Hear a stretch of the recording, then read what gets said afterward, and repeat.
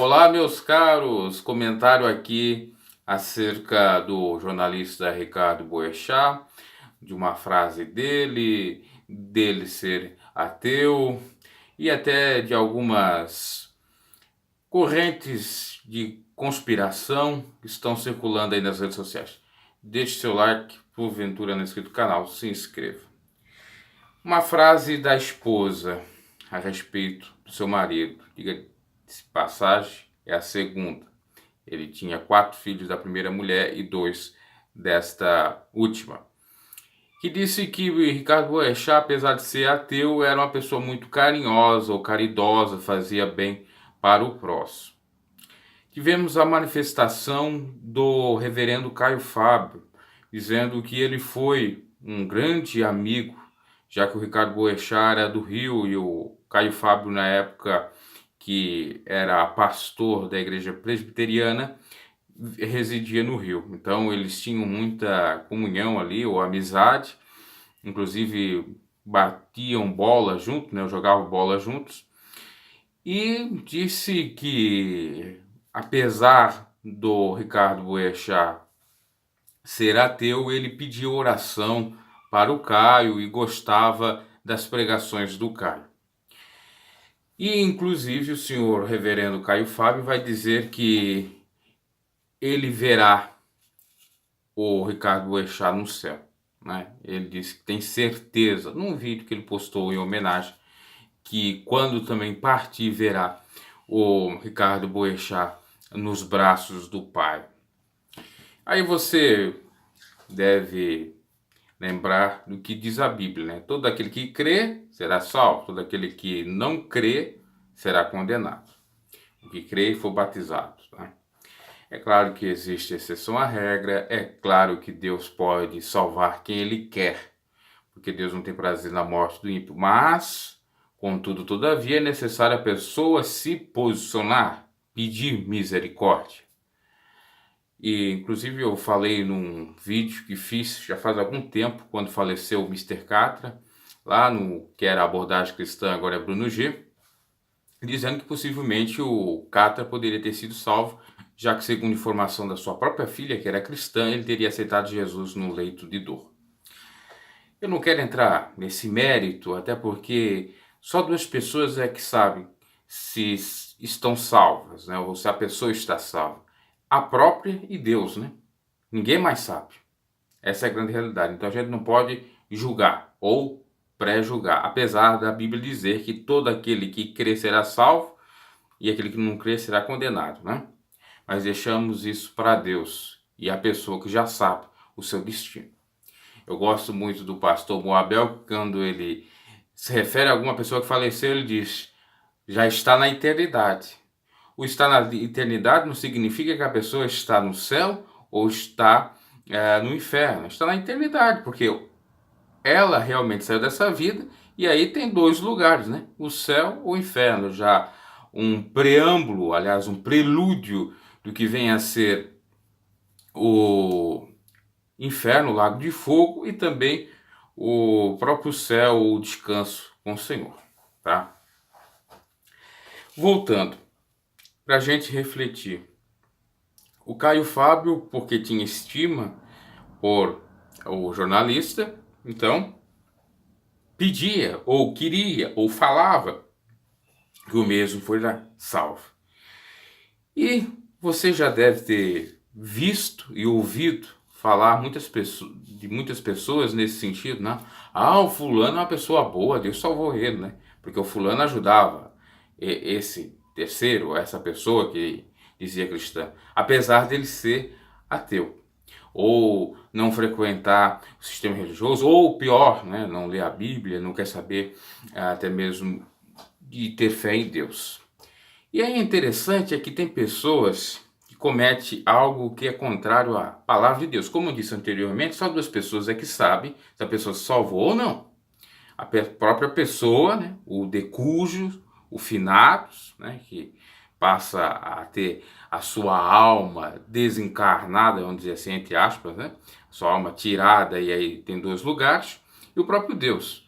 Mas essas pessoas, porque têm empatia, porque têm amizade, elas querem julgar dizendo que elas estão nos céus. Nós não sabemos.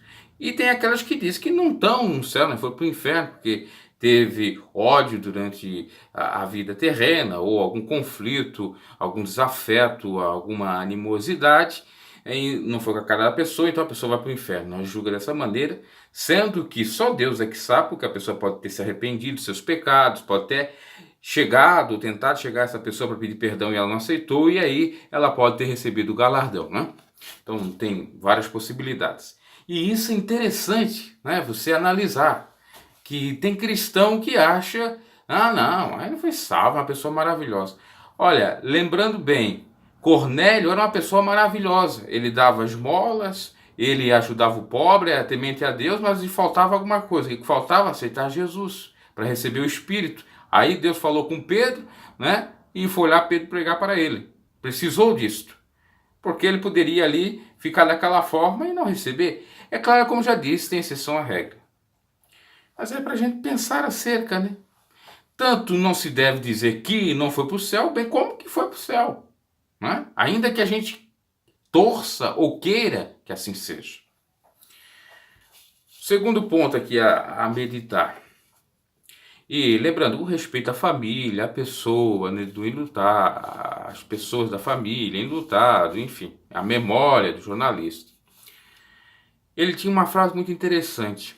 Ele, certa feita, disse, depois até com uma certa frequência dizia, que o problema não é a fake news, mas sim a fake news.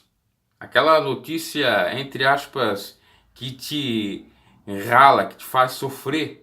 Fuck, vem da palavra que faz você for, né? Você sabe. E é a grande verdade, né? Porque a simples fake news ou falsa notícia, ela não traz tantos malefícios como aquela notícia realmente que visa denegrir a sua imagem ou assassinar a sua reputação. Essa é muito mais pior, né? Como aí a mídia tenta fazer com vários cristãos, alguns políticos, pessoas sérias, né, por conta do seu viés contrário a esta pessoa, né? E é algo para a gente analisar. Inclusive até falando da minha pessoa, sofri algumas vezes com isso. E ele era uma pessoa com alguns posicionamentos muito fortes e interessantes, inclusive essa frase me chamou a atenção, ou me chamava a atenção. Eu acompanhava ele, gostava assim dele, né? Achava que ele tinha uns posicionamentos muito ponderados. Às vezes ou outra cometia algumas gafas, alguns erros, mas inerente à própria profissão e da própria pessoa, porque nós estamos sujeitos a erros e a falhas, né? Parece que uma certa vez ele cometeu uma gafe ou um erro que teria dito que um membro de uma igreja neopentecostal teria atacado ou arremessado uma pedra num de crença de matriz africana e na realidade não era, enfim, uma polêmica nesse sentido, né? Mas tirando isso, a maior parte da sua carreira foi realmente digna e de um jornalista realmente que prezasse pelo jornalismo crítico de verdade, falando palavras simples que o povo pudesse entender, sem muita firula, sem muita gramática, vamos dizer assim, sem falar muitas palavras difíceis, né? Sendo o mais popular possível. E o que eu quero ainda refletir acerca de Boechat é agora a questão das teorias das conspirações, né? Teoria da conspiração ou teoria das conspirações, enfim. Que estão dizendo que possivelmente o Boechat teria sido morto, né? Teria ele sofrido um atentado porque ele tinha alguma coisa para revelar, queima de arquivo. Outros já disseram, não, é um castigo divino, porque ele falou do Silas Malafaia, falou até palavrão, e mandou pegar no seu órgão sexual, né, e falou que ele era um picareta, um mercenário, etc, etc, etc. E isso também pode ter sido um pouco da falha dele também, né? Não, agora é o castigo. O fato é que todo mundo está inerente para sofrer isso, né? Isso pode acontecer com qualquer um. Ora, ele fez um voo até Campinas, né, pelo helicóptero, foi lá dar uma palestra, voltou e aconteceu a fatalidade. Ah, ah, deram um tiro, né? Ou tinha ali algum drone que fez algum malefício, ou ainda mexeram lá no próprio helicóptero para dar pane seca, para dar alguma falha e ele falecer. Pode existir, não vou dizer que não, né? Mas pode ter sido coisas normais.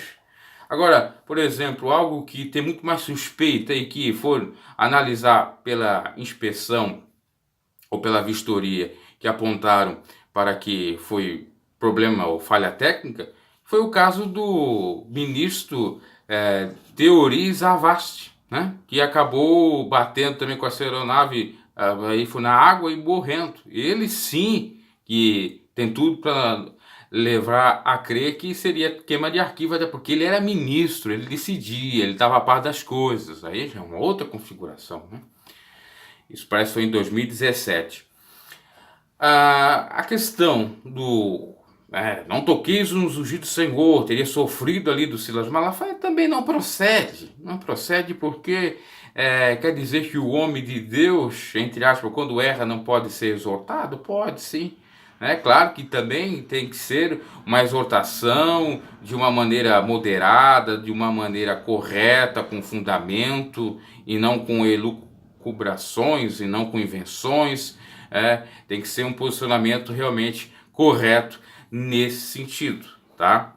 Eu particularmente não creio nessa questão de queima de arquivo, e muito menos aí do não toqueis nos ungidos do Senhor, porque se fosse para tocar a questão de acontecer ou não tocar nos ungidos do Senhor, quando ele falou logo em seguida, ele teria sido obviamente penalizado. Aí remete àquela questão também que teve do Valdemir Santiago com o repórter da Record, né? Que teria amaldiçoado, porque ele trouxe ou fez uma matéria revelando a podridão ali ou algo envolvendo alguma ilicitude do Valdemir Santiago e tal, e então, né, agora me esqueci o nome dele, do jornalista da Record, também foi castigado, mas isso também não procede, tá? Marcelo Rezende, né? Essa é a minha opinião, né? Aí os camaradas podem levantar várias hipóteses, né? Já disseram que também seria o castigo de Deus, porque o Bolsonaro está no poder, ou o diabo está trabalhando aí para destruir vidas. Já disseram também que foi por conta da proibição de injetar verbas para o carnaval, e agora o inimigo também estaria atacando o jornalista, aquele caso que aconteceu em Brumadinho, as enchentes no Rio, a morte dos jogadores do Flamengo, né? E aí até fizeram os 4 elementos, que é a água, a enchente no rio, Brumadinho, a terra, no ar, o próprio jornalista, o Boechat, e o fogo, o incêndio, né, no Ninho do Urubu, no Flamengo e tal. E me parece que agora aconteceu também alguma coisa na usina de Belo Monte, e lá no Bangu, enfim, lá tá acontecendo. Mas se você for analisar, todo início de ano acontece alguma coisa, né? Não é coisas, não são coisas novas. Só você ver, por exemplo, acho que foi no ano de 2012, 2012, me parece, 2011, ou até 2013, enfim, que aconteceu aquela tragédia na Boate Kiss, foi no início do ano. Sempre no início do ano acontece, pelo menos uma enxurrada, uma enchente, né? Alguma catástrofe, isso já parece até inerente do próprio iniciar do ano, né? Não precisa nem ser nenhum vidente para prever que isso aconteça, né? E eu não vejo nenhum problema, porque de fato as coisas sucedem, né? O que a gente não pensa acontece, tá? E às vezes um ano não acontece, outro acontece e por aí vai, né? Aliás, não é superstição minha, mas eu não boto muito fé em números ímpares. Eu sou mais favorável de números pares, até porque, melhor dizendo, eu nasci no número par.